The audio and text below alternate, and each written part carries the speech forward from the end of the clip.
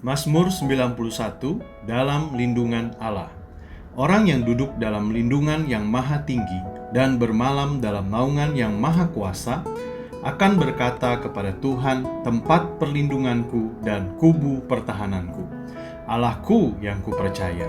Sungguh dialah yang akan melepaskan engkau dari jerat penangkap burung, dari penyakit sampar yang busuk.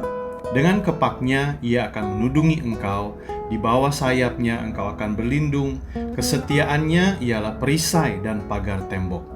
Engkau tak usah takut terhadap kedahsyatan malam, terhadap panah yang terbang di waktu siang, terhadap penyakit sampar yang berjalan di dalam gelap, terhadap penyakit menular yang mengamuk di waktu petang. Walau 1.000 orang rebah di sisimu dan 10.000 di sebelah kananmu, tetapi itu tidak akan menimpamu. Engkau hanya menontonnya dengan matamu sendiri dan melihat pembalasan terhadap orang-orang fasik. Sebab Tuhan ialah tempat perlindunganmu, yang maha tinggi telah kau buat tempat perteduhanmu. Malapetaka tidak akan menimpa kamu, dan tulah tidak akan mendekat kepada kemahmu. Sebab malaikat-malaikatnya akan diperintahkannya kepadamu untuk menjaga engkau di segala jalanmu.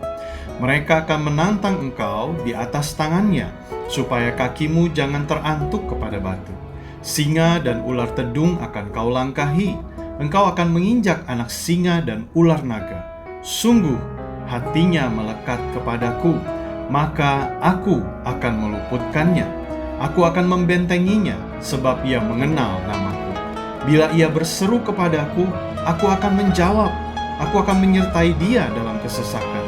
Aku akan meluputkannya dan memuliakannya. Dengan panjang umur akan kukenyangkan dia, dan akan kuperlihatkan kepadanya keselamatan daripadaku.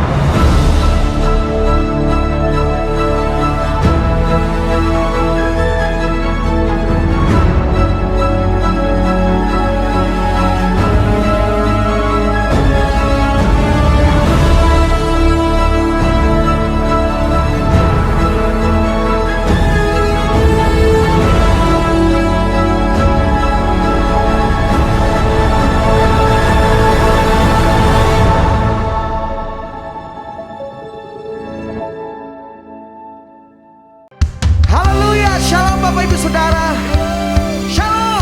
Boleh katakan Shalom? Boleh saya mari saudara bangkit berdiri sama-sama.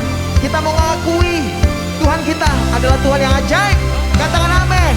Tuhan kita adalah Tuhan yang hidup. Katakan haleluya. Katakan haleluya. Come on, tepuk tangan ini sama-sama.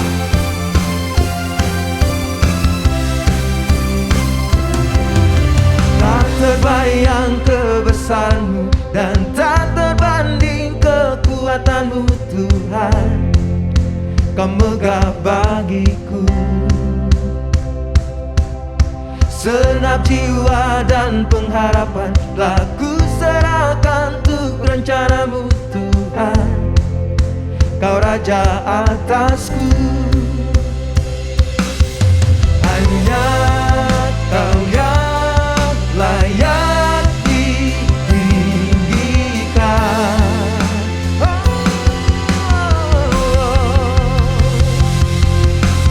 Ajaib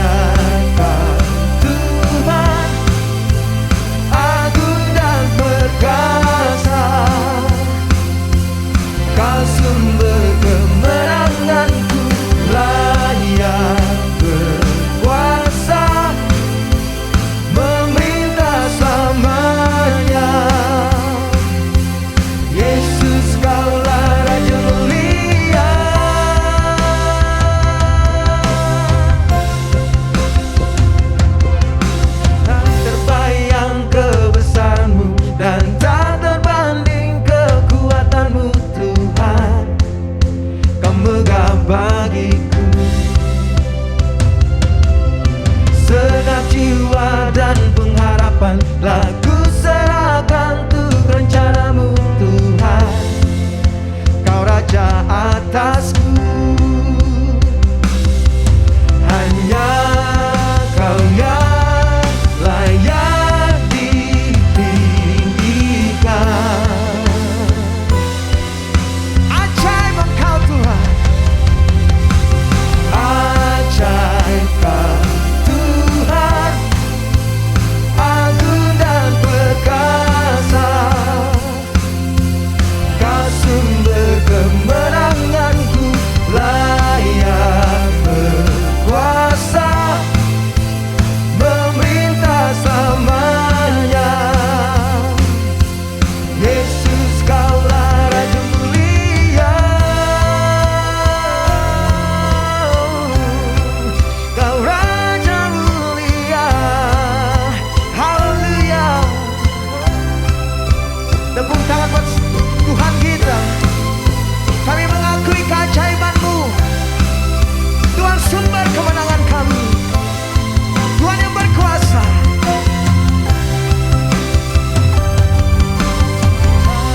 Ajaib Kau Tuhan, agung dan perkasa. Dia sumber, Kau sumber kemenanganku, layak berkuasa, memerintah selamanya. Yesus, Kaulah Raja mulia, ajaib Kau Tuhan, agung dan perkasa. Kau sumber kemenanganku, layak berkuasa, memerintah selamanya. Yesus, Kaulah Raja mulia,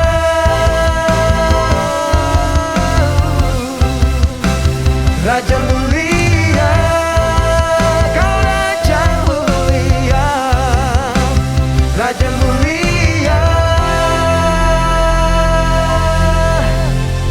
Oh haleluya, haleluya, haleluya. Tuhan yang ditinggikan di hidup kami, kami mau datang bersyukur untuk kasih-Mu. Kami meninggikan Engkau Allah yang hidup, Allah yang kudus, Allah yang mengasihi hidup kami. Kami tahu Engkau hadir di tengah kami, dan kuasa-Mu kami alami. Sebab Engkau berdaulat, bertata atas penyembahan kami, pujian kami. Bersyukur padamu Tuhan atas kasih-Mu, ku bermazmur bagi nama-Mu yang kudus.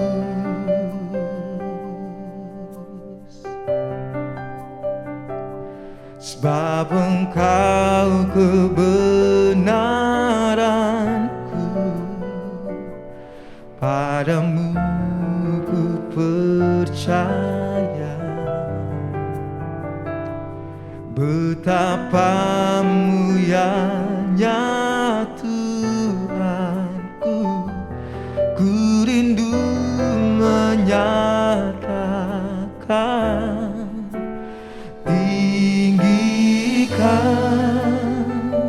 diri-Mu,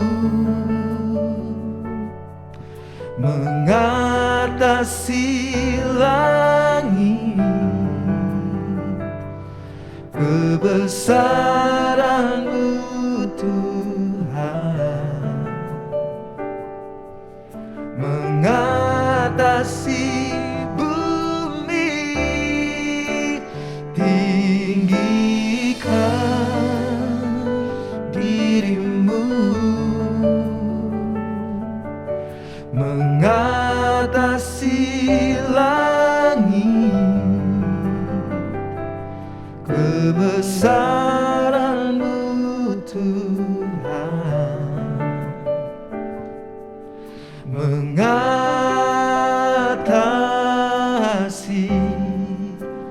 bumi.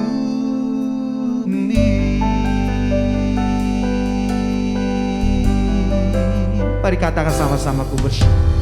Ku bersyukur padamu Tuhan atas kasih-Mu. Ku bermazmur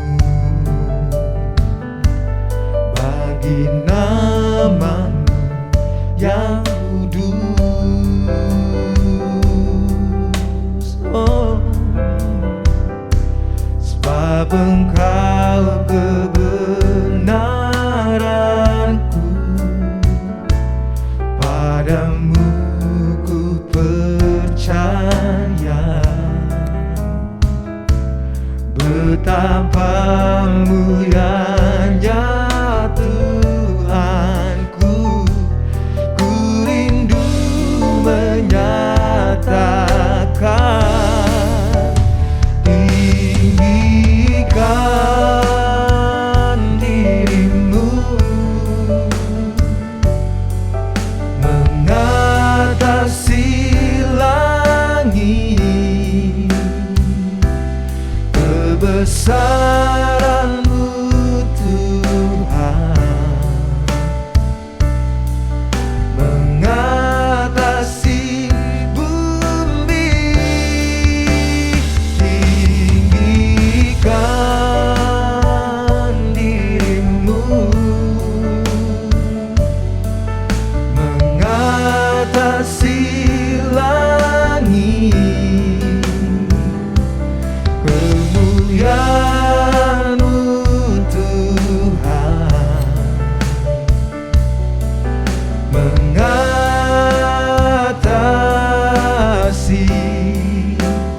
bumi. Kebesaran-Mu Tuhan,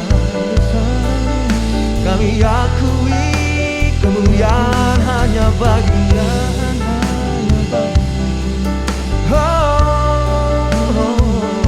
Mari yang bersyukur boleh angkat tangan kita sama-sama.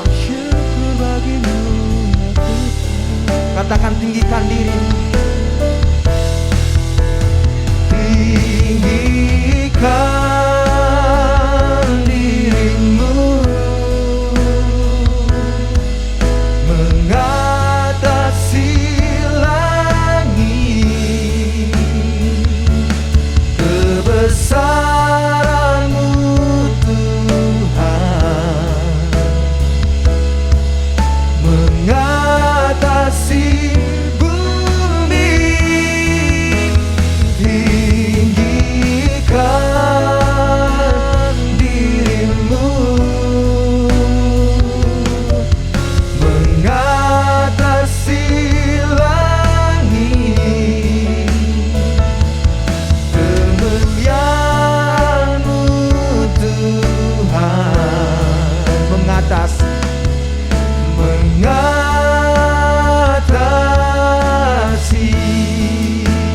bumi.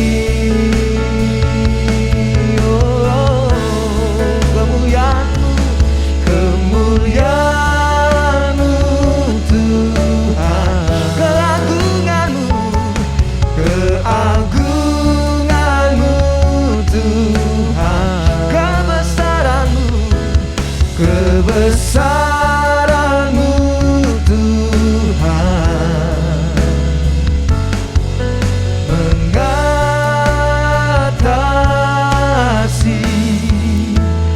bumi. Oh, haleluya. Ku menyembah-Mu, ku bersyukur padamu buat segala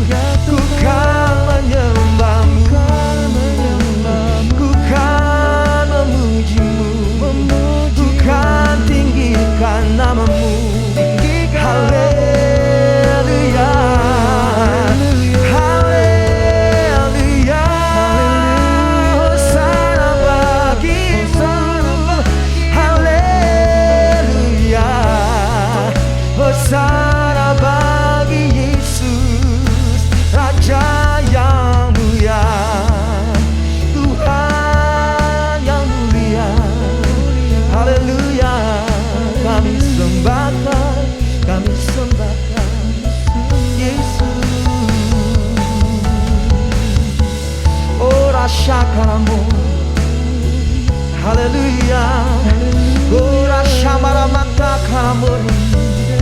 Kiria sanamu. Rashala bata kalaramata. Haleluya, haleluya.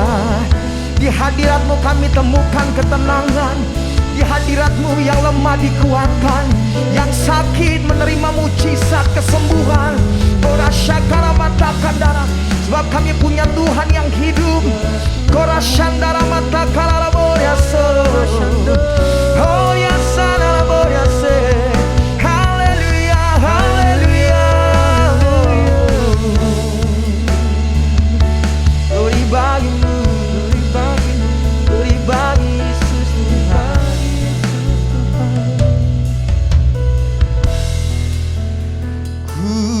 Sembah Engkau Yesus, hanya Engkau Allah di hidupku. Tiada yang lain, hanya Kau, hanya Engkau Tuhan. Selamanya Kau tetap Allah, walau dunia semua bergoncang, tak tergoyahkan Kau tetap Allah. Katakan ku sembah Kau, ku sembah Engkau Yesus, hanya Engkau Allah di hidupku. Tiada yang lain, hanya Kau, hanya Engkau Tuhan.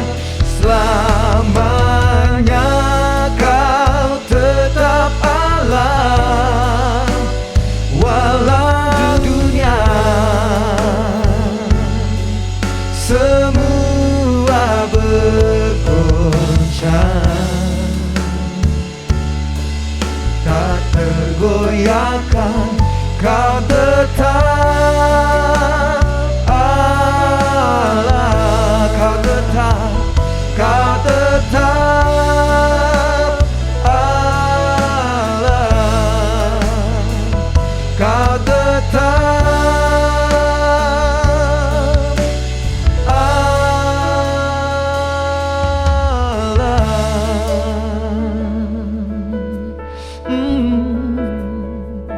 Tiada berubah, dulu sekarang selamanya. Engkaulah Tuhan di hidup kami. Engkau yang berdaulat, Engkau yang memerintah, Engkau yang berkuasa. Kami menyembah Engkau, sebab Engkaulah yang layak menerima seluruh penyembahan kami, yang lahir dari hati kami, yang lahir dari kehidupan kami. Tuhan, terima kasih, terima kasih. Inilah waktu di mana Tuhan, kami menemukan Engkau, dan sekaligus kami boleh menemukan kekuatan dan mengalami kuasa di dalam nama Tuhan Yesus. Kami bukan menjadi pribadi-pribadi yang lemah, tapi kami menjadi orang-orang yang kuat, yang terus akan berjalan dari hari ke hari dan menemukan kekuatan Tuhan di hidup kami. Sebab kami percaya Tuhan tidak pernah tinggalkan kami. Tuhan nyata di hidup kami. Kami bersyukur Tuhan. Sekalipun tantangan yang sedang kami hadapi, namun kami tahu kemenangan ada di pihak kami. Kemenangan menjadi bagian kami. Kami bersyukur Tuhan atas pembelaanmu. Kami bersyukur atas penyertaanmu. Kami bersyukur atas pemeliharaanmu. Dan hidup kami untuk kami nyatakan, bagimu segala pujian, bagimu segala kemuliaan. Kami bersyukur Tuhan. Dan setiap perkataan firman-Mu yang datang diperdengarkan dalam hidup kami, menguatkan kami, mengubahkan kami. Setiap lutut yang goyah, kami diteguhkan kembali. kami dikuatkan. Amin. Dan kami berdoa, kami percaya kami boleh mendapatkan pengharapan, menemukan jawaban di dalam nama Tuhan Yesus. Allah yang menjadikan hidup kami, Allah penyelamat kami, Allah sumber kemenangan kami. Kami bersyukur Bapa, berbicara bagi setiap kami, dan kami rindu hati kami terbuka, siap untuk ditabur oleh firman, dan hidup kami berbuah hanya di dalam nama Tuhan Yesus. Kami bersyukur. Haleluya. Amin. Hari ini saya mau berbagi kepada kita semua dan kita mau merenungkan bersama-sama tentang bagaimana kita bisa memiliki hati yang bersih dan sehat, Bapak Ibu. Kalau sebelum-sebelumnya Bapak Ibu merenungkan juga tentang kesehatan tubuh, kesehatan jasmani, tapi kita tidak boleh lupa bahwa ada di dalam diri kita hati yang menjadi pusat daripada setiap tindakan kita, Bapak Ibu. Nah, hati ini harus bersih dan sehat supaya kehidupan kita baik, Bapak Ibu. Nah, maka dari itu Bapak Ibu, di dalam perenungan kita pada pagi hari ini ada 4 alasan yang saya mau bagi kepada setiap kita. Kenapa kita perlu sekali memiliki hati yang bersih dan sehat. Siap Bapak Ibu? Kalau siap kasih tahu kanan kirinya, saya siap. Haleluya. Yang pertama Bapak Ibu yang saya mau bagikan kepada setiap kita, kenapa kita harus memiliki hati yang bersih dan sehat? Oleh karena hati adalah standar penilaian Tuhan dan Tuhan melihat serta menilai setiap hati kita. Hati adalah standar penilaian Tuhan, Bapak Ibu. Bagaimana Tuhan bisa menilai kita? Dari hati kita, Bapak Ibu. Bukan dari perbuatan kita, bukan dari perkataan kita, bukan dari seberapa kita sering mengucapkan kata haleluya padahal di dalam hati kurang ajar. Padahal di dalam hati gua enggak puas sama Tuhan. Tapi setiap kali yang kita keluarkan di dalam mulut kita, lewat mulut kita haleluya, puji Tuhan, tepuk tangan. Buat Tuhan Bapak Ibu, dia tidak melihat perbuatan itu. Dia enggak nilai. Dari mana saya bisa sampaikan itu Bapak Ibu? Di dalam 1 Samuel 16 ayatnya yang ke-7b, mari sama-sama kita buka. 1 Samuel 16 ayatnya yang ke-7b Bapak Ibu. Di sana dikatakan oleh Tuhan kepada Nabi Samuel ketika mendatangi rumah Isai untuk mengurapi Daud. Dikatakan di sana bukan yang dilihat manusia yang dilihat Allah. Manusia melihat apa yang di depan mata tetapi Tuhan melihat hati Bapak Ibu. Kita berkata wow dia baik banget kan apa Bapak Ibu? Dia sering kasih martabak sama kita. Dia sering kasih bakmi sama kita. Dia kasih pinjaman mungkin sama kita. Tapi Bapak Ibu dan Saudara kita tidak tahu kalau mungkin di belakang kita dia sedang ngomongin kita. Minjem mulu ya kapan gua dipinjemin. Minjem mulu ya kapan dia balikinnya. Minjem mulu ya susah banget baliknya. Bahkan saya yang lebih emosi. Karena saya yang meminjamkan tapi saya harus memohon-mohon untuk dikembalikan. Nah Bapak Ibu kita nggak tahu kalau ternyata di depannya senyum, di belakangnya set, marah, geram, sudah menunjukkan taringnya Bapak Ibu. Kita nggak tahu. Kita melihat apa yang di depan mata. Bahkan Nabi Samuel Bapak Ibu dia melihat ketika datang ke rumah Bapak Isai dia bilang, wah Tuhan memang luar biasa. Engkau melihat anak-anak yang begitu luar biasa, saya tinggal pilih aja kan Tuhan. Tuhan bilang ini bukan, itu bukan, itu bukan, itu bukan. Kenapa? Aku melihat hati. Nah Bapak Ibu Saudaraku yang terkasih dalam Tuhan, hari ini mari kita coba cross check hati kita. Seberapa bersih dan sehatnya hati kita, sampai Tuhan akhirnya bilang sama kita, aku mendapati kamu yang berkenan di hadapanku. Kenapa? Hatinya bersih Bapak Ibu. Hatinya sehat. Hati yang bersih itu apa sih artinya? Hati yang sehat itu apa sih artinya? Kalau di dalam kebudayaan Ibrani atau Yahudi Bapak Ibu, hati itu berbicara soal pusat daripada pikiran dan kehendak. Hati itu bicara soal pusat daripada pikiran dan kehendak. Artinya kalau kita mau berkata bahwa hati kita bersih dan sehat, otomatis pikiran, kehendak kita harus murni. Harus suci. Tidak terkontaminasi Bapak Ibu. Saya mau bilang, dan saya mau tanya Bapak Ibu. Ini sebuah handphone yang layarnya bersih, benar ya Bapak Ibu ya? Ya walaupun ada chat dan lain sebagainya oke lah. Tapi clean, clear. Tapi apa yang terjadi kalau di dalam handphone ini, di layarnya muncul satu titik. Bapak Ibu akan bilang apa? Rusak. Layarnya mesti diganti. Handphonenya masih berfungsi Bapak Ibu. Tapi Bapak Ibu bilang, layar mesti ganti. Kita masih berfungsi di dalam kehidupan ini. Masih bisa bekerja, masih bisa menjalani hubungan suami istri, rumah tangga, ngurus anak dan lain sebagainya. Tapi Tuhan melihat sebenarnya hati kita harus diganti. Karena kotor. Karena tidak sehat. Tuhan menilai hati kita. Seberapa kita menjaga hati kita ini. Ketika pertama kali kita mengalami perjumpaan dengan Tuhan, Tuhan memulihkan, Tuhan membersihkan seluruh hati kita Bapak Ibu. Tapi kita masih tinggal dan hidup di dunia ini. Ada lingkungan, kelompok, keadaan, situasi, kondisi yang bisa memicu akhirnya jiwa kita, hati kita, pikiran kita, kehendak kita untuk mengulang perasaan dan kehendak serta keputusan di masa lalu. Nah, kita harus jaga Bapak Ibu. Itulah mengapa kita perlu sekali memiliki hati yang bersih dan sehat. Karena yang pertama, Tuhan melihat ke dalam hati setiap kita. Bukan kepada perbuatan kita. Seberapa sering pun kita datang ke gereja. Seberapa sering pun kita berdoa. Akan tetapi kalau hati kita kotor, masih menyimpan dendam, masih menyimpan iri hati. Nanti kita akan lihat Bapak Ibu, virus-virus apa aja sih yang bisa mengotori, bisa membunuh hati kita. Maka sampai selamanya kita akan sulit nanti untuk bisa dikenal, dinilai Tuhan baik. Nah yang kedua Bapak Ibu, tadi yang pertama hati adalah standar penilaian Tuhan. Yang kedua, hati membawa setiap kita bisa melihat, mengenal, dan mengalami Allah. Di dalam Matius 5 ayatnya yang ke-8 dikatakan begini, berbahagialah orang yang suci hatinya, karena mereka akan melihat Allah. Kalau Bapak Ibu Saudara dan saya suci, bersih, sehat hatinya, kita mampu dengan mudah untuk melihat Allah. Kita mampu dengan mudah untuk mengenal Allah kita. Kenapa kok kita sulit sekali mengenal Allah kita? Kenapa kita sulit sekali berjumpa dengan Allah kita? Karena hati kita seringkali kotor dan terkontaminasi. Dengan kehidupan sehari-hari Bapak Ibu. Saya mau tanya misalnya Bapak Ibu. Kita pergi keluar dari tempat ini Roxy. Kita naik motor atau naik mobil, lalu ada orang yang nyerempet kita.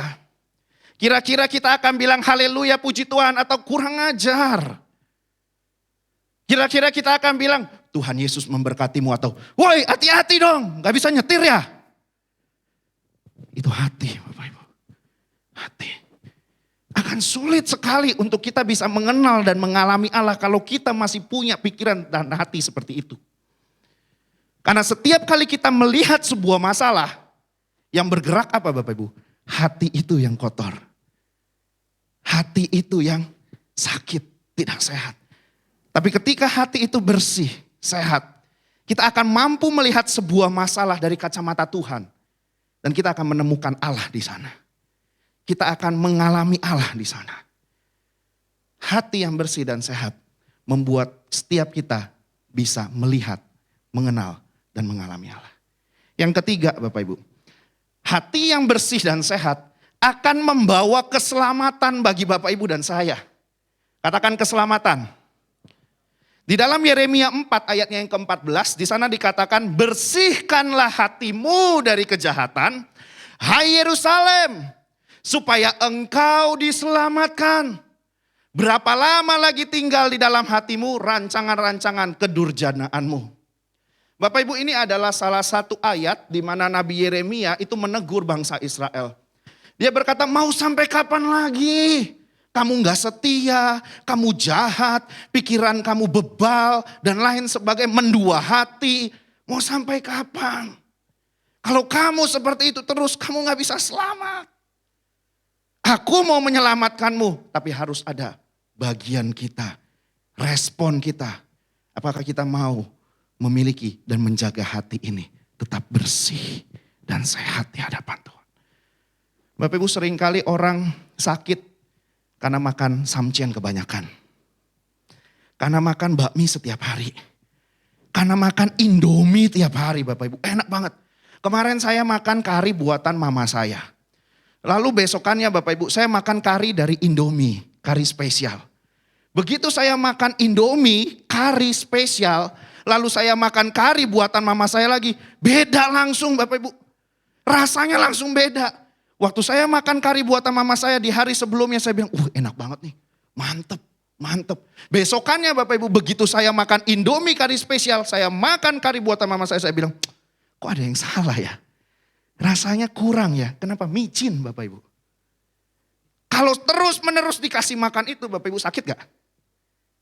Sakit gak badan Bapak Ibu? Sakit. Benar ya? Sakit. Dan kalau hati, nanti ada sakit hati, ada iri hati, ada bebal hati, ada dengki, ada dendam. Lama-lama Bapak Ibu badan ini, tenaga yang harusnya kita bisa lakukan untuk menyenangkan Tuhan, untuk hal-hal yang produktif, terabsorb ke dalam pikiran-pikiran yang dendam, dengki, sakit hati, iri hati, dan lain sebagainya. Akhirnya gak produktif. Sakit juga Bapak Ibu. Maka dari itu Bapak Ibu, kalau kita mau menerima keselamatan, kesehatan, pemulihan hati, menjadi salah satu tolak ukur di dalam hidup kita. Bapak Ibu yang berkata mungkin, Pak rumah tangga saya hancur berantakan. Pak saya udah gak tahu lagi hubungan saya dengan anak saya bagaimana. Kita mau menyelamatkan rumah tangga, mau menyelamatkan anak, mau menyelamatkan bisnis. Pertanyaannya bagaimana dengan hati kita? Apakah hati kita rela untuk datang dengan rendah hati antar sesama pasangan suami istri dengan berkata sorry for my bad. Untuk kesalahan saya mau perbaiki. Atau mungkin kepada anak, mungkin rekan kerja, kenapa bisnisnya berantakan? Mungkin ada bagian-bagian tertentu yang dimana kita itu tidak melakukan sebagaimana semestinya. Kita korupsi, bohong, ya kan? Mundur-mundur, janji dimundur-mundur Bapak Ibu. Akhirnya orang gak ada yang percaya sama kita, akhirnya berantakan bisnis. Pekerjaan juga sama Bapak. Kalau kita mau diselamatkan, bereskan dari dalam hati kita. Hati yang bersih dan sehat. Yang keempat Bapak Ibu, kenapa kita perlu memiliki hati yang bersih dan sehat? Oleh karena hati adalah pancaran kehidupan kita. Hati itu pemancar kehidupan kita. Di dalam Amsal yang kedua, Amsal yang keempat, ayatnya yang ke-23. Dikatakan di sana, jagalah hatimu dengan segala kewaspadaan, karena dari situlah terpancar kehidupan, Bapak Ibu. Hati yang bersih, hati yang sehat akan memancarkan tindakan dan perilaku yang baik dan sehat. Tapi kalau hati penuh dengan kekotoran, penuh dengan sakit penyakit, ujung-ujungnya Bapak Ibu, setiap tindakan, setiap perlakuan, setiap keputusan semuanya akan menghasilkan hal-hal yang tidak berkenan di hadapan Tuhan. Ada orang yang pernah berkata demikian, Pak hatinya baik, cuman ngomongnya aja kasar. Bapak Ibu kalau ditelusurin, ngomong kasar itu dari mana? Mungkin bisa dari masa lalunya dia. Dia dibeduk dengan sedemikian rupa, sampai akhirnya itu membuat dirinya keras, ngomongnya terbiasa kasar, dan akhirnya outputnya bisa saja menyakiti orang lain. Mungkin kita nggak sakit hati, tapi orang lain yang sakit hati Bapak Ibu. Setelah orang lain sakit hati, itu akan tertimpa kepada kita. Hubungan jadi nggak enak. Bapak Ibu, hati itu pancaran kehidupan. Kalau kita mau menerima signal yang bagus, signal HP, signal radio, signal televisi, pemancarnya mesti bagus ya Bapak Ibu. Nggak bisa pemancar yang biasa-biasa aja, yang kadang mati, kadang hidup, nggak bisa. Harus yang bagus, sehingga bisa memancarkan kualitas yang bagus. Begitupun dengan hati kita dan kehidupan kita. Kalau kehidupan kita mau memancarkan sesuatu yang baik dan memuliakan Allah Bapa, maka hati kita harus dibereskan, dibersihkan Bapak Ibu. Nah Bapak Ibu saudaraku yang terkasih dalam Tuhan, apa penyebab hati yang kotor dan juga bisa membuat hati itu mati? Yang pertama, hati yang iri dan sakit. Sakit hati, iri hati, dendam, dengki, semua masuk di sini Bapak Ibu. Siapa di antara kita yang gak pernah sakit hati Bapak Ibu? Bapak Ibu pernah sakit hati semua? Pernah ya. itu membuat hidup kita terabsorb semua energi ke dalam sakit hatinya itu. Pikiran ke sana, tiap kali ketemu orang itu jadinya nggak mau. Sakit hati dan iri hati. Yang kedua, sombong. Hati yang sombong. Itu bisa mematikan dan mengotori hati kita. Hati yang ketiga, hati yang keras. Yang keempat, hati yang bebal, hati yang bercabang atau mendua. Saya nggak akan bahas lima-limanya, tapi saya akan bahas salah satu Bapak Ibu, yaitu hati yang iri dan sakit. Nanti banyak banget tuh Bapak Ibu di sombong, bebal, keras, mendua. Itu pun Tuhan juga bilang jangan mendua hati. Wah itu banyak sekali Bapak Ibu. Tapi hari ini kita akan fokus ke yang pertama. Hati yang iri dan juga sakit. Nah ini bisa mengotori dan membuat hati kita mati. Mari kita lihat di dalam contoh-contoh Alkitab. Ada 3 contoh yang saya mau bagikan kepada setiap kita. Yang pertama adalah Kain dan Habel. Oleh karena Kain iri dan sakit dengan Habel, maka dia tega melakukan pembunuhan kepada Habel. Bapak Ibu bisa bayangkan betapa bahayanya kalau hati sampai terkena yang namanya iri dan juga sakit. Iri hati itu apa Bapak Ibu? Iri hati itu adalah sebuah kondisi hati di mana kita tidak suka orang lain lebih di atas kita. Kita lihat misalnya, wah masa pandemi ini kok dia diberkatin, gua enggak ya, iri. Wah masa pandemi ini kok dia lancar ya, saya enggak, iri. Mungkin di dalam pelayanan juga bisa Bapak Ibu, wah kok dia lebih dipakai ya, saya enggak, iri. Nah itu bahaya Bapak Ibu, itu sangat berbahaya. Iri hati di dalam kehidupan kita bisa menimbulkan perbuatan-perbuatan yang melukai orang lain dan juga berdampak kepada kita karena kita tidak memuliakan Tuhan. Nah Bapak Ibu saudaraku yang terkasih dalam Tuhan, yang kedua, kakak-kakak Yusuf kepada Yusuf. Pasti Bapak Ibu. Kalau Bapak Ibu baca di dalam Kejadian 37 ayat 11 dikatakan mereka iri hati Bapak Ibu. Jelas sekali dikatakan iri hati. Sakit hati sama perbuatan bapaknya. Kalau tadi iri hati adalah sebuah kondisi hati di mana seseorang tidak suka dengan orang yang lebih di atas dia. Sakit hati adalah sebuah kondisi hati yang terjadi sakit karena membiarkan perkataan orang, perlakuan orang yang negatif masuk di dalam hati kita. Padahal gini, contoh Bapak Ibu. Masuk dari tempat ini, mungkin karena sibuk, jadi tidak tersalami. Sekarang gak salam ya Bapak, tersapa. Tapi karena kita udah masuk ke dalam hati, membiarkan itu masuk hati. Kok begitu ya? Kurang bagus nih. Masa gue gak disapa? Gue jemaat loh. Gue jemaat kok gak disapa? Masuk Bapak Ibu, sakit. Itu sakit. Padahal istri mungkin sama suami, tolong dong taruhin itu ke sana. Maksudnya tuh baik Bapak Ibu. Tolong mengembalikan barang pada tempatnya. Tapi mungkin karena dimasukin ke dalam hati, lagi sensi nih Bapak Ibu. Kok dia nyuruh-nyuruh gue ya? Emang dia gak bisa jalan sendiri? Itu bisa Bapak Ibu. Itu tergantung dari kita. Masukin ke dalam hati. Makanya sakit hati itu kondisinya adalah kita memasukkan ke dalam hati.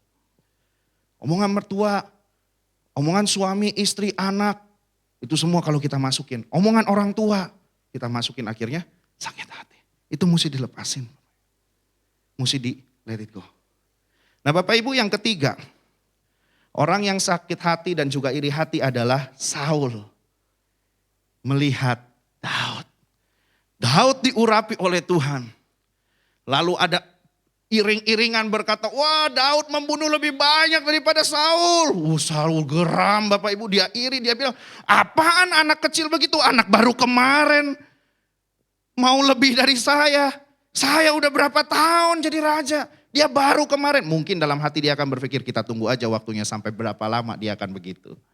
Sampai berapa lama dia akan bisa membunuh lebih daripada saya. Bapak Ibu, akibat Saul iri dan sakit hati. Dia tega mau membunuh Daud. Bapak Ibu iri hati, sakit hati membuat kita akhirnya tidak bisa berpikir logis. Tidak bisa lagi objektif. Itu udah pasti. Nggak bisa lagi dibilang, coba kamu lihat objektifnya. Plusnya apa, minusnya apa. Kebanyakan di mana Bapak Ibu? Minusnya semua. Plusnya mungkin sedikit. Karena plusnya tertutup dengan yang minus. Nah ini berbahaya Bapak. Ini berbahaya. Nah lalu apa yang dikatakan oleh Alkitab tentang iri hati dan sakit hati? Di dalam Galatia 5 ayat yang ke-19 sampai ke-21 dikatakan bahwa iri hati merupakan bagian dari perbuatan daging, Bapak Ibu. Karena kenapa? Tujuannya adalah untuk menyenangkan diri, tujuannya adalah untuk memuaskan diri, tujuannya adalah untuk melayani diri. Bapak Ibu nggak pernah berkata begini kan, saya mau iri hati supaya memuliakan Tuhan. Dari mana Bapak Ibu? Kita nggak mungkin bisa memuliakan Tuhan dengan iri hati. Iri hati adalah sebuah bentuk sikap rasa untuk menyenangkan diri kita. Untuk membenarkan diri kita. Untuk melayani keinginan kita. Nah dikatakan di dalam Galatia 5 ayatnya yang ke-19 sampai 21. Perbuatan daging telah nyata. Yaitu percabulan, kecemaran, hawa nafsu, penyembahan berhala, sihir, perseteruhan, perselisihan. Dan iri hati. Jadi iri hati adalah salah satu perbuatan daging Bapak.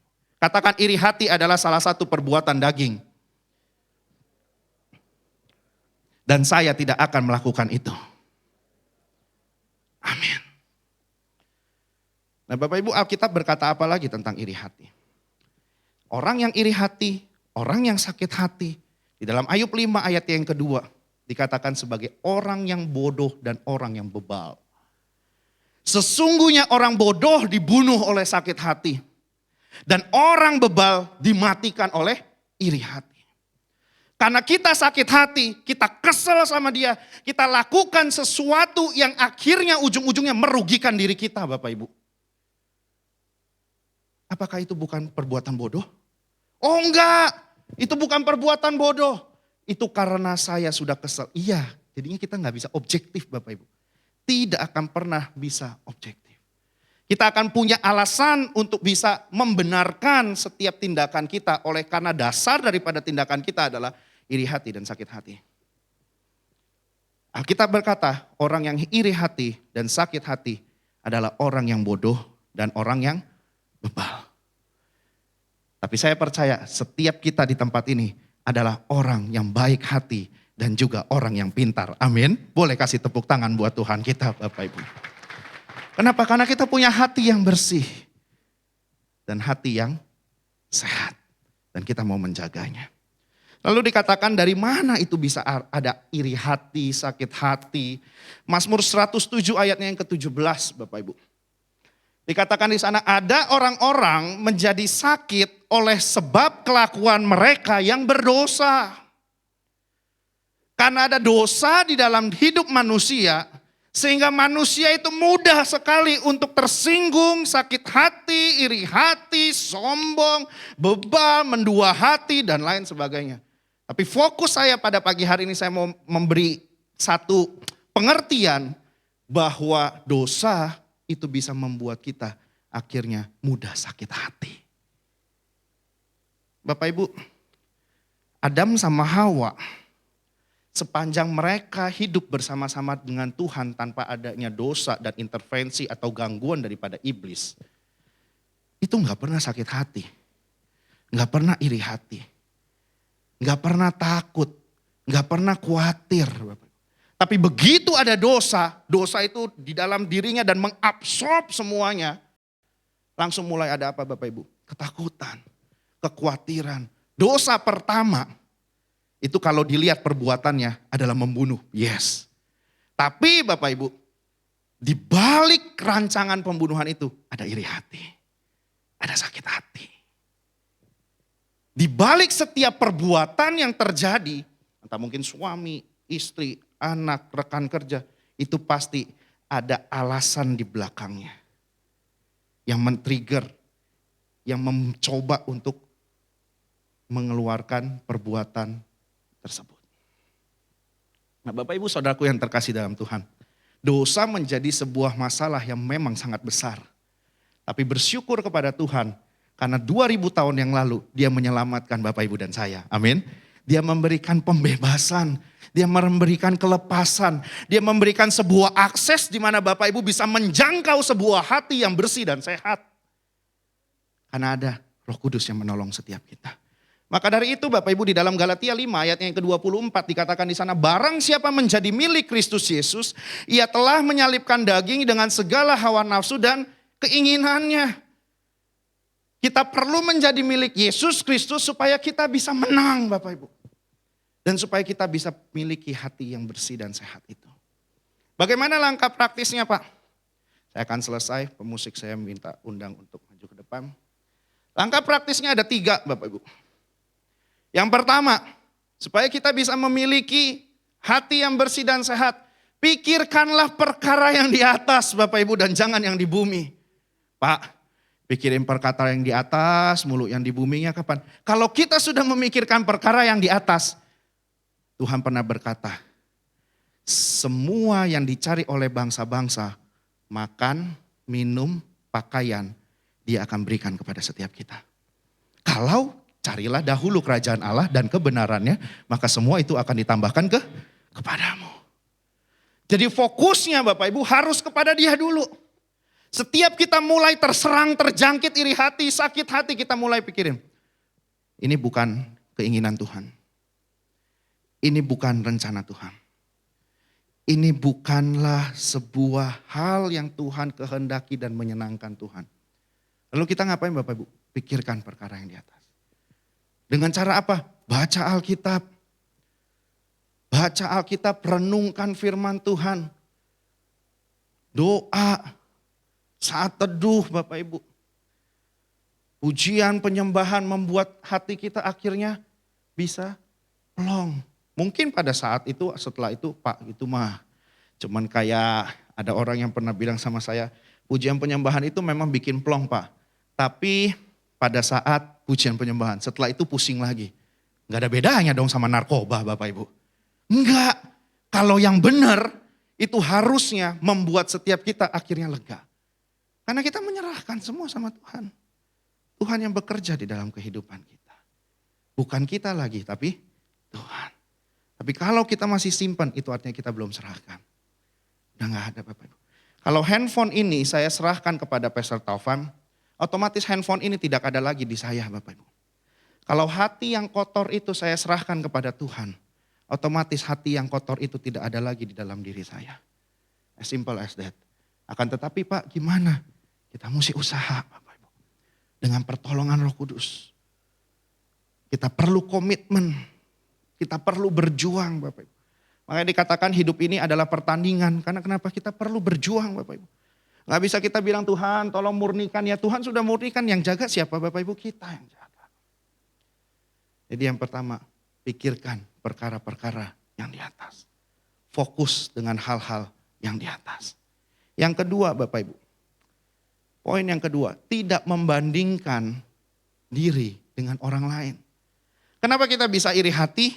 Kenapa kita bisa sakit hati? Karena kita membandingkan diri kita, apa yang kita miliki, apa yang kita punya, dan apa yang sedang terjadi dalam diri kita dengan orang lain. Kalau semua itu kita lakukan, tentu kita akan jadi iri Bapak Ibu. Tentu kita akan jadi sakit. Karena padahal Tuhan berkata di dalam diri kita bahwa Tuhan punya rancangan yang baik dalam hidup kita. Tapi kalau kita bandinginnya sama orang lain Bapak Ibu, itu gak akan bisa. Kita akan terus menerus terjebak di dalam sakit hati, iri hati. Pak, kok suami yang di sana lebih baik ya Pak? Mungkin istrinya yang di rumah bilang begini, mungkin dia melihat kamu itu rajin, kamu itu smile terus, kamu banting tulang dengan baik. Di rumah, kamu banting pintu, kamu marah, kamu kesel, kamu ngomongnya aja nadanya tinggi terus. Doanya tinggi Bapak Ibu. Kalau sama orang lain doanya do rendah. Sama istri suami sendiri ngomongnya doanya do tinggi. Orang gak akan bisa lihat di luar. Yang bisa melihat kita dan keluarga kita. Maka dari itu Bapak Ibu stop bandingkan dengan yang lain. Pak anak gimana? Sekolah, pekerjaan, kuliah. Stop bandingin sama orang lain Bapak Ibu. Kalau terus menerus membandingkan, kita nggak akan pernah bisa mensyukuri apa yang sudah Tuhan berikan dalam hidup kita. Kita akan terus menerus terjebak di dalam hati yang kotor, hati yang sakit, akhirnya mati. Maka dari itu saya mau katakan yang ketiga Bapak Ibu. Untuk yang ketiga, kita harus bisa berpuas diri. Berpuas diri bukan berarti kita berhenti dan juga puas dengan pencapaian kita. Kita terus berusaha Bapak Ibu. Tapi apa yang sudah kita miliki saat ini, kita harus berkata, Tuhan thank you. Tuhan thank you. Bapak Ibu, ada orang di atas kita yang lebih baik. Tapi ada orang di bawah kita yang tidak seberuntung kita. Ada orang di atas kita yang lebih diberkati. Ada orang di bawah kita yang belum bisa menikmati berkat yang Bapak Ibu dan saya nikmati hari ini.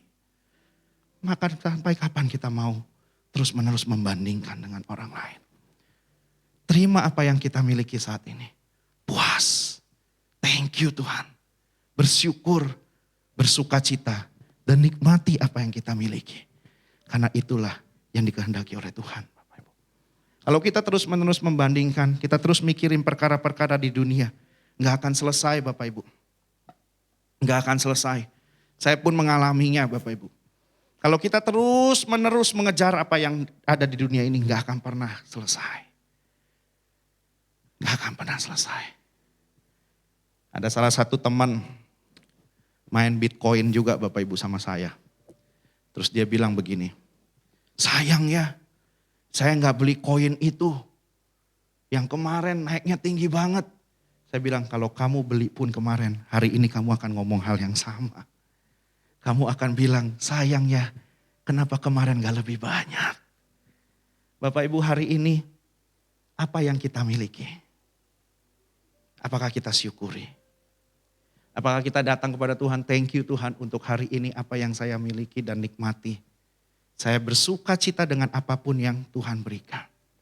Kalaupun ada hal-hal yang belum sempurna Bapak Ibu, yang membuat kita akhirnya tidak puas, it's okay. Sebab Tuhan pasti tahu yang terbaik buat hidup kita. Dia gak mungkin kasih yang jelek. Kenapa Tuhan memberikan ular kepada orang yang minta roti? Gak ada Bapak Ibu. Jawaban ayat Alkitabnya adalah Tuhan tidak akan pernah memberikan ular kepada yang minta roti. Mari sama-sama kita tundukkan kepala. Pada pagi hari ini, marilah kita introspeksi hati kita Bapak Ibu. Seberapa bersih dan seberapa sehatkah hati kita? Seberapa kita bersyukur dan berpuas diri terhadap apa yang sudah Tuhan berikan di dalam hidup kita? Seberapa kita bersuka cita dan menerima dengan antusias atas apa yang sudah Tuhan percayakan kepada kita? Dan seberapa kita melihat bahwa apa yang kita miliki ini adalah pemberian Tuhan yang terbaik. Kita tidak membandingkan dengan yang lain. Dan kita mau terus fokus dengan apa yang menjadi kehendak Tuhan. Keinginan Tuhan. Kerinduan Tuhan. Bapak Ibu saudaraku yang terkasih dalam Tuhan. Kalau pada siang pagi hari ini Tuhan menegur setiap kita. Kita mendapati bahwa ternyata masih ada hati yang kotor. Ternyata masih ada hati yang suka membanding-bandingkan, gak puas. Hari ini mari kita minta ampun. Datang kepada Dia. Sebab Dia hadir di tengah-tengah kita. Dan minta ampun kepada Dia. Biar Dia yang memulihkan setiap kita. Dia yang menyembuhkan setiap kita. Shalom saudara. Salah satu arti dari Pentakosta ketiga adalah kebangkitan generasi Yeremia, yaitu anak-anak muda yang dipenuhi Roh Kudus, cinta mati-matian kepada Tuhan Yesus, tidak kompromi terhadap dosa, dan akan bergerak untuk memenangkan jiwa.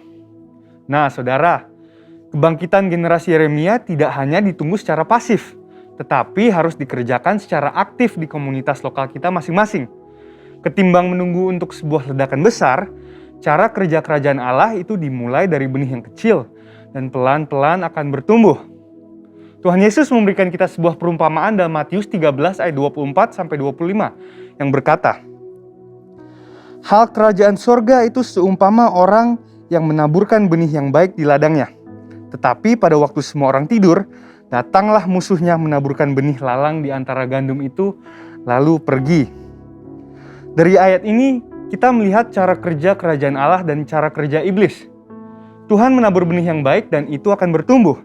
Tetapi iblis juga tidak tinggal diam. Iblis bekerja dengan menaburkan benih yang jahat yang diilustrasikan oleh lalang sebagai kontra dari benih yang baik yang diilustrasikan oleh gandum. Dengan demikian, dapat kita katakan bahwa di era Pentakosta ketiga ini, ketika Tuhan menabur benih yang baik, yaitu kebangkitan generasi Yeremia, maka iblis akan juga menaburkan benih yang buruk untuk menghancurkan rencana Tuhan atas generasi ini. Berdasarkan lensa pemahaman Matius 13 ayat 24-25 terkait prinsip kerja si iblis, maka kita akan mengerti bahwa kalau hari-hari ini kita melihat iblis secara gencar menaburkan benih yang tidak baik kepada generasi muda, sehingga mengakibatkan anak-anak muda terjerumus dalam kehidupan yang berdosa atau yang sangat bertolak belakang dengan karakteristik generasi Yeremia, itu artinya iblis mengetahui bahwa Tuhan sedang mengerjakan sesuatu yang dahsyat. Tuhan sedang menabur benih yang baik, yakni kebangkitan generasi Yeremia. Sekarang, pertanyaannya bagi generasi Yeremia adalah, di manakah posisi kita sekarang? Apakah hidup kita lebih condong mengikuti arus dunia atau Tuhan? Arus dunia bisa berbicara mengenai budaya, norma, tren, dan ideal-ideal yang duniawi.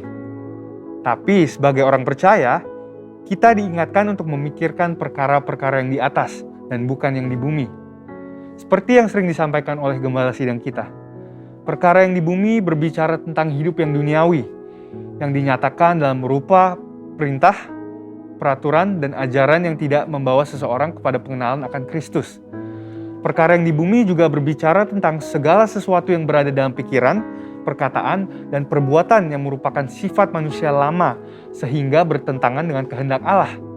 Tetapi sesuai Roma 12 ayat 2, generasi Yeremia harus berubah oleh pembaharuan budi supaya dapat membedakan mana kehendak Allah yang baik dan yang berkenan kepadanya. Sebaliknya, kehidupan kita seharusnya ada di dalam Tuhan sepenuhnya. Ini berarti bahwa kita hidup mengikuti prinsip, ideal, dan standarnya Tuhan, dan bukan yang lain. Dengan kata lain, kita diminta untuk lebih lagi memikirkan perkara-perkara yang di atas.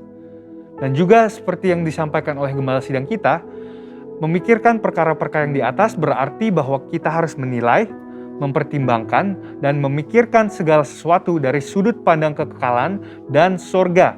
Dan kita juga harus berpikir dan bertindak sesuai dengan pikiran dan tindakan Kristus. Jadi di manakah posisi hidup kalian sekarang dan apa yang kalian tunggu? Untuk itu ada dua langkah utama yang harus diambil oleh generasi Yeremia. Dan yang pertama adalah mengambil komitmen pribadi. Bangunlah kedalaman rohani. Gunakanlah waktu di masa muda kalian untuk membentuk spiritualitas, mentalitas, karakter, serta pengetahuan dan keahlian. Dan prosesnya memang tidak mudah, namun bukanlah hal yang mustahil. Mintalah pertolongan Roh Kudus dan beri dirimu untuk dimuridkan, dimentoring oleh kakak-kakak rohani, dan bergabunglah dalam komunitas rohani yang sehat. Yang kedua adalah menjangkau keluar, yaitu bergerak untuk memenangkan jiwa-jiwa sebagaimana diperintahkan kepada kita oleh Tuhan melalui amanat agung dalam Matius 28 ayat 19-20. Jadi apalagi yang ditunggu? Jangan sampai yang ditunggu adalah kesiapan diri kita, sementara diri kita tidak melakukan apa-apa, tidak memiliki kerinduan untuk dipenuhi dengan Roh Kudus, tidak ada gairah untuk cinta mati-matian kepada Tuhan Yesus, dan belum rela untuk melepaskan kompromi dengan dosa yang tentunya menghasilkan kenikmatan bagi kedagingan. Hal ini dapat diumpamakan seperti kita berada di dalam mobil dan mengharapkan untuk tiba di tempat tujuan, tetapi tidak menghidupkan atau menjalankan mobil tersebut. Nubuatan telah disampaikan. Janji Tuhan tentang kebangkitan generasi Yeremia telah dinyatakan. Tetapi kitalah yang harus mengambil keputusan untuk bangkit dan untuk bergerak. Untuk itu, ini adalah saatnya untuk meresponi panggilan Tuhan dan untuk menggenapi rencananya atas generasi Yeremia dan atas umatnya. Saudara, untuk penjelasan lebih lengkapnya dari tim teologi kami, silahkan buka link yang ada di atas atau scan QR Code yang tersedia. Salam integritas dan Tuhan Yesus memberkati.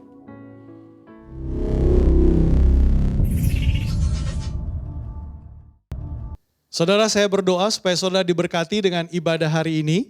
kita akan akhiri ibadah kita dan saya mengajak saudara Bapak Ibu semua, ayo beri yang terbaik, berikan persembahan persepuluhan. Saya percaya kita semua adalah orang-orang yang sudah menerima kasih karunia dan saudara sudah diberkati.